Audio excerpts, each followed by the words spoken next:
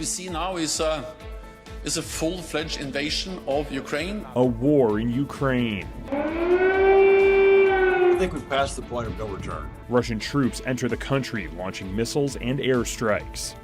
I think it's only comparable to September 1939, the invasion of Poland. The Biden administration is responding, ready to levy more sanctions against Russia as more U.S. military equipment arrives in Eastern Europe. This is right out of the Russian playbook to manufacture a provocation as a justification for invading Ukraine. We're following the latest developments and taking a look at the impacts already being felt in the U.S.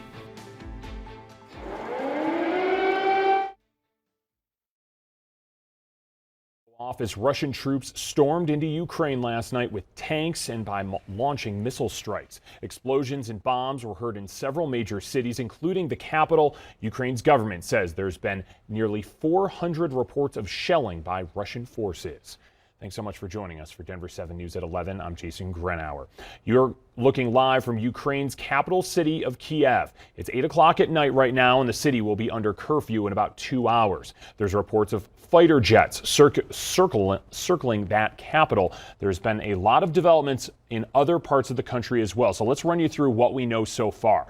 Russia confirms that ground forces entered the country from Crimea. There are reports troops also entered Ukraine from the north and the east by air and ground. This map shows where attacks and explosions have been reported.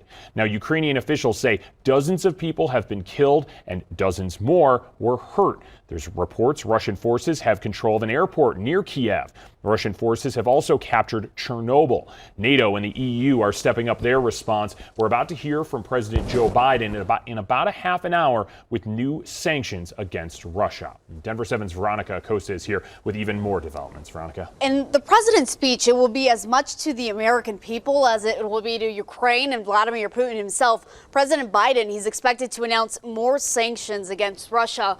We don't yet know what those will be, but the ones the UK announced, they're giving us a little bit of a hint. They financially cut Russia off. We're talking entirely here. No access to banking, no exports of high-tech items, even equipment to keep their big oil refineries going aren't going to be happening. Now let's take you to the ground. I've been watching the feeds all morning long. This is the reality of what's happening in Ukraine. Take a look at all of those helicopters there. We're not talking about a handful of them flying there near Ukraine's capital. I want to draw your attention here because we're talking about more than a dozen of those helicopters there. And in the background, you see those dark, nearly black plumes of smoke there. You can't hear the audio here, but explosions are happening there as well. Those attacks causing this. People in Ukraine seeking shelter. This isn't a hotel lobby, you're saying. It's not an apartment building. It's a subway station. Dozens, if not hundreds of people using this spot as a bomb shelter. And of course, this is why those hundreds of people are sheltering. It's the damage of those Russian attacks in Mariupol, military vehicles on fire. You just saw there that black smoke off in the background, troops navigating their way around these sites. The European Union also discussing sanctions against Russia. That's going to be happening in just a few hours. That might include cutting them off from a payment network that connects thousands of banks all around the world. Without the ability to move its money, Russia would be significantly isolated. And that, of course, a really big deal, Jason. And when we're talking about sanctions, the president actually just putting out on Twitter a few moments ago that the G7 leaders will move forward on a devastating package of sanctions and other economic measures. Again, we expect the president to speak in just about a half hour. Denver 7's Veronica Acosta, thank you so much for staying on top of this. Now, more U.S. military equipment will arrive in Eastern Europe today. The Biden administration is also considering moving troops further east. This video shows some of the 5,500 troops just a few miles away from the Ukrainian border in southern Poland. Now, U.S. troops there will help control traffic and some of that expected chaos at the border as refugees flee Ukraine. The U.S. has no plans as of right now to enter Ukraine or engage with Russian troops. Now, we spoke with CU Denver political science professor Dr. Christoph Stiefus on Tuesday. He warned a war in Ukraine could spread to other countries in Europe. We should be relatively scared, not too scared. I don't think that he will be that foolish to attack NATO territory at this point. But this is severe. And of course, all this talks about that if it's threatened by the West, that now turns out to be nonsense. It was always about expanding Russia, recreating the old glory times of the Soviet Union. So the big question that many of us are asking this morning, why? So taking a closer look at why Putin is invading Ukraine now, it's important to understand the history of the region and Vladimir Putin himself. Now, Putin joined the KGB in the 1970s and eventually became the chief of Russia's counterintelligence agency. Putin has been in power unopposed since 1999. He altered Russian constitutional term limits in order to stay in power. The great-granddaughter of Nikita Khrushchev, a former leader of the Soviet Union, believes Putin is playing the long game. Russia suffers from a tremendous superiority complex because of its size and its history and its potential, and also tremendous inferiority complex precisely because it's never really accepted into being a European country. Historians say Putin remembers when Ukraine and Russia were part of the Soviet Union and feels that right should be restored. Earlier this week, he claimed the Soviet Union was, quote, robbed of land. Now, Ukraine became independent in 1991 after the collapse of the Soviet Union.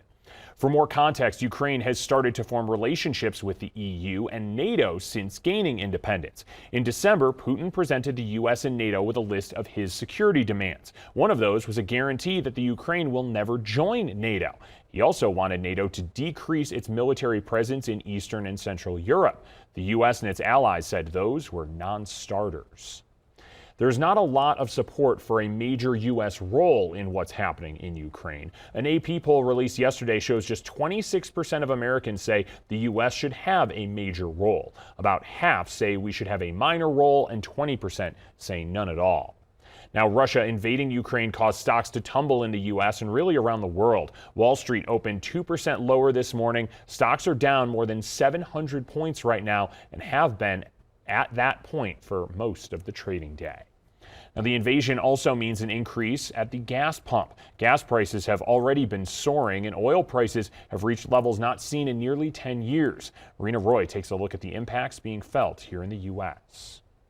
Barrels of oil now more than $100 each for the first time since 2014. That means prices are up at the gas pump. The average across the country, $3.54 a gallon. In California, an all-time record high of $4.77. Gas Buddy says every $1 increase in the cost of oil means Americans will pay about a 1.5-cent increase in gas prices.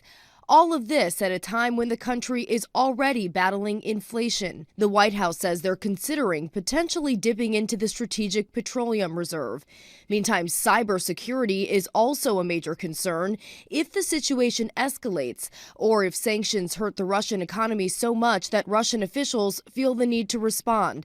Potential targets include the electrical grid, communications and mobile networks, oil and gas pipelines, water treatment facilities, and the U.S. banking system. In recent weeks, federal officials have been urging private companies about the potential for Russian hacking through a series of bulletins that have included instructions on how to protect computer networks.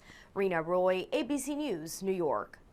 The U.S. government is on high alert for Russian cyber attacks now as well. A senior FBI official warned businesses and local governments that they should be vigilant against potential ransomware attacks. And days earlier, multiple U.S. agencies issued a similar warning to executives at major U.S. banks. Some of the biggest cyber attacks against U.S. infrastructure in the past 2 years have been linked to suspected Russian hackers. Now, Coloradans will rally for Ukraine at the state capitol this afternoon. The group Ukrainians for Colorado were also at the capitol this past weekend. People at that rally told us, again last weekend, that an invasion is history repeating itself. They're also worried about the devastating consequences of war. That rally starts at 1 o'clock.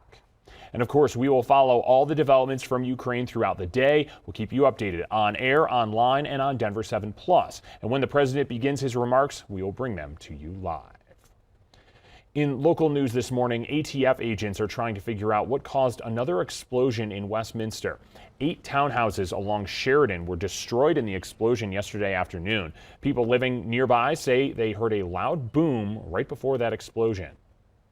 There was about 4 or 5 people standing outside just saying, "Get everyone out of the house." One of the houses just blew up. Investigators say 2 people and a firefighter had minor injuries. The scene was just 2 miles away from Tuesday's deadly home explosion. Investigators do not believe those 2 explosions, though, are related. A Boulder court has received an update on the treatment for the King Soopers shooting suspect. Now, originally that was going to happen in person via court order. That's since been withdrawn. The Boulder Daily Camera reports the Colorado Mental Health Institute provided a written update to attorneys. It was not made public. The suspect is due back in court for a review hearing in mid-March. U.S. Transportation Secretary Pete Buttigieg is meeting with Governor Jared Polis today. They'll be at an event near Idaho Springs. Buttigieg is expected to discuss the Biden administration's infrastructure law as it relates to traffic at I-70 and Floyd Hill. Then tomorrow, he'll tour Glenwood Canyon. Well, take a drive in Colorado, and we're visiting a local shop making some of the most exotic cars in the world.